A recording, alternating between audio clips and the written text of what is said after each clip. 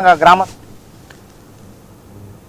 భద్రాచలంలోని శ్రీ సీతారామచంద్రస్వామి ఆలయం వేదికగా రాష్ట్ర ప్రభుత్వ సలహాదారు కాంగ్రెస్ సీనియర్ నేత వి హనుమంతరావు మౌన దీక్ష చేపట్టారు. అయోధ్య రామమందిర నిర్మాణానికి భక్తులు ఇచ్చిన విరాళాల అవినీతిపై సిబిఐ విచారణ జరపాలని ఆయన డిమాండ్ చేశారు. భక్తుల విరాళాలు పక్కదారి పట్టడంపై కేంద్ర ప్రభుత్వం స్పష్టత ఇవ్వాలని అన్నారు. రాముడి పేరుతో రాజకీయాలు చేస్తూ దేవుడి సొమ్మును కాజేస్తున్నారని ఆరోపించారు. అయోధ్య విరాళాల వ్యవహారంపై విచారణ జరిగే వరకు తన నిరసన కొనసాగుతుందని విహెచ్ తెలిపారు. ఇంపార్టెన్స్ ఇచ్చిన దీనికి భక్తి పెరగాలి.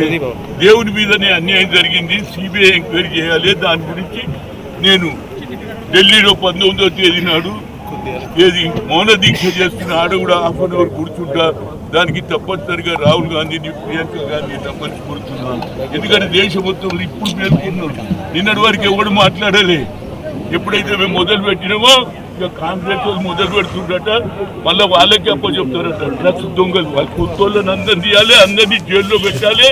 సిబిఐ ఎంక్వైరీ జరిగితేనే రామునికి సరైన న్యాయం చేస్తుంది. భక్తుల సొమ్ము 10 పైసలు పెట్టి దేవునికి జమ చేస్తారు, గల్లా వేస్తారు, తీసుకుపోయేస్తారు. అంటే 10 పేదవారి పైసా దేవునికి పోయింది.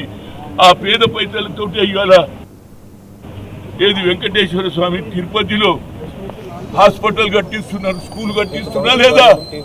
అక్కడ ఏమి లేదు, అందరు తినేస్తున్నారు. కాబట్టి ఆ డబ్బులు వచ్చేస్తే ఉత్తరప్రదేశ్ లో బడుగు బలైన వర్గాలకు కూడా చదువు వస్తుంది, అదేవిధంగా ఆరోగ్యం వస్తుంది, హాస్పిటల్స్ వస్తాయని.